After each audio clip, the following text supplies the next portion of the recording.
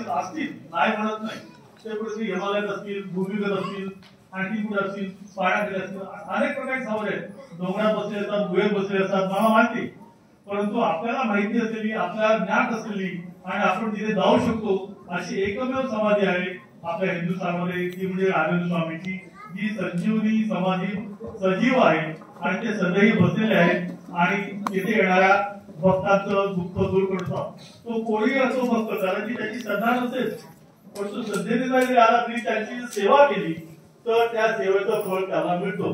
सेवा म्हणजे अशी असते की त्याचं जे मंदिर आहे त्या मंदिराच्या 8 कोणाला 8 साष्टांग नमस्कार झाले, असे 8 एक साष्टांग नमस्कार झाल्यानंतर एक प्रश्न पुढे होते, ज्याने त्याने आपापल्या क्षमतेप्रमाणे अशी सेवा करायची असते. अशी वर्षाची आपली पद्धत आहे. ही सुरुवात देवेंद्रनाथ महाराजांनी 1972 सालापासून सुरुवात केली, कारण त्यांचे ते गुरु होते आणि आपल्या गुरुची काहीतरी सेवा करावी या इच्छेने, या तळमळीने ते माघ शुद्ध पौर्णिमा त्याच्या आवडीचे 3 दिवस असे 4 दिवस स्वामींची सेवा करायची. माघ शुद्ध पौर्णिमेला त्यांना गुरुमंत्र मिळाला. स्वामींनी सदैव त्यांना दर्शन देऊन, त्यांना स्वप्न दर्शन देऊन त्यांना गुरुमंत्र दिला. तेव्हापासून ठरवलं की मी कामावर असतो, स्वामीला आंध्र प्रदेशमध्ये, मी मुंबईत असतो, मला काय होणार नाही, पण निदान कमीत कमी वर्षात एकदा तरी मी स्वामीच्या दर्शनाला येऊन सेवा करीन असा त्यांचा संकल्प होता आणि तेव्हापासून त्यांनी ती सेवा सुरू केली आहे. ही अत्यंत महत्वाची, म्हणजे मला मी तुम्हाला सांगतो, कोणी कसाही असो तिथे जा आणि सेवा करा, तुम्हाला त्या सेवेचं फळ मिळणारच. कारण तुमचं दुःख दूर करण्यासाठी ते बसलेले हे लक्षात घ्या. आपल्या गुरुचे गुरु देवनाथ महाराजांचे गुरु तिथे बसलेले आहेत आपली सेवा करण्याची आपल्यासाठी.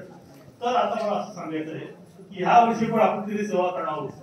जवळजवळ आपल्या 52 वर्ष आहे. मी सुद्धा अनेक वर्षी तिथे जातो, माझं 45-46 वर्ष झाली तिथे जाऊन, कळलं, दरवर्षी जातो, त्यांच्या कुठे जातो. मी जातो म्हणजे असं नाही की मी जातो, त्यांची इच्छा म्हणून ते मला घेऊन जातात. ह्या वर्षी काय झालंय की आपण ज्या हॉलमध्ये राहत होतो तो हॉल आता खूप म्हणजे कर्नाटकात येतो, तो पाडायला घेतल्यामुळे जागेची थोडीशी अडचण झाली आणि आपल्याला जागा मिळण्याची झाली.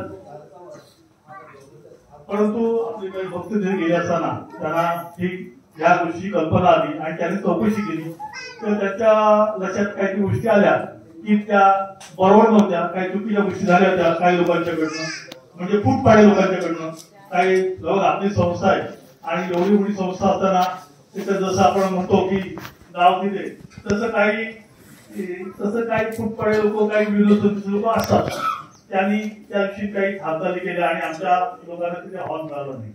मग ते जे तिथले पीठाधिपती आहेत त्या पीठाधिपतीकडे गेले आणि त्यांना सांगितलं आमची अशी समस्या आहे. तर असं म्हणतात, अरे तुम्ही एवढे मोठे सगळे भक्त एवढी सेवा करतात, तुमची सेवा तुम्ही फार खुश आहे, मी देतो. मग त्यांनी आपल्याला स्वतः त्यांच्या मॅनेजरला सांगून त्यांचा जो विशिष्ट मोठा हॉल आहे आराधना उत्सवाचा, तो हॉल आपल्याला सेवेसाठी दिलेला आहे.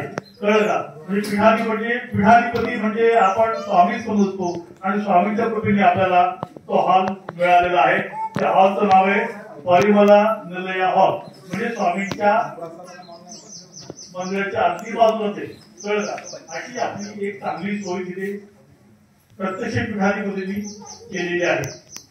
आता मला सगळ्यांना एक विनंती करायची आहे की गेली अनेक वर्ष आपण स्वामींची सेवा करतो, महाराजांची सेवा करतो, इथे येतो, प्रत्येक मठामध्ये सेवा होते, कळवाला मठात होते, तीसवडचे होते, पुण्याचे होते, बोलेगाव होते, सगळे आपापल्या ही चांगली गोष्ट आहे, ह्या आपल्या सगळ्या शाखा आहेत. परंतु मुख्य जे आपलं होम हवन असतो, मुख्य जे स्थान आहे, हेडक्वार्टर आपण म्हणतो, जे समाधी स्थानी गुरुचं तिथे, तर प्रत्येकाने आपल्या गुरुच्या समाधीसाठी आलं पाहिजे, गुरुंचा आदेश मानला पाहिजे. हा जो सगळा कार्यक्रम आपला होतो हा महाराज असल्यापासून, म्हणजे देवनाथ महाराज असल्यापासून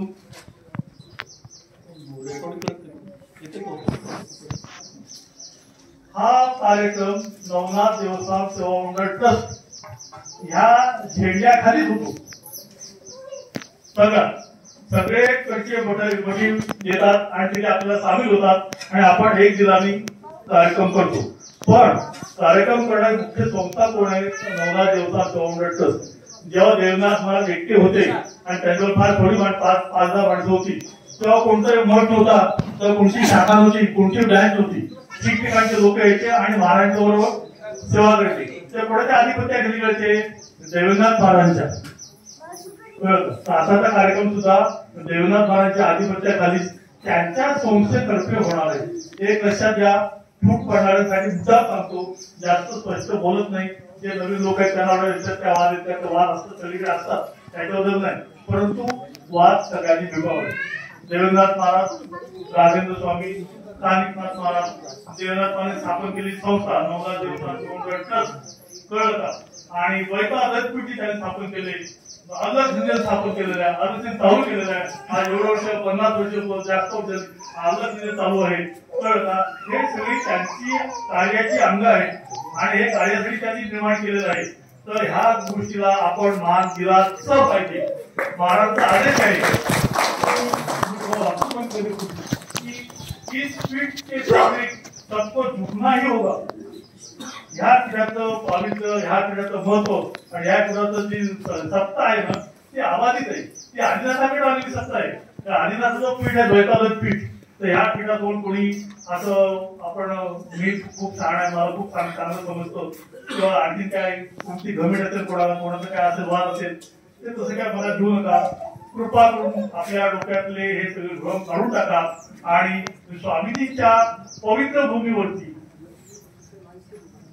स्वामींच्या दरबारामध्ये देवनाथ महाराजांच्या शिष्यांची दुही दाखवू नका, कोणीही वेगळी तूल मांडू नका. सगळ्यांनी एकत्र एक दिलाने या आणि नवनाथ देवस्थान गव्हर्नमेंट ट्रस्टच्या झेंड्याखाली कार्य करा. त्याच्यातच तुमचं पण भलं आहे आणि महाराजांना आणि स्वामींना पण ते आवडेल. जर आपण असे वेगळे वागलो तर तुम्ही विचार करा की आपल्या गुरुला ते आवडेल का, त्यांना पसंत पडेल का?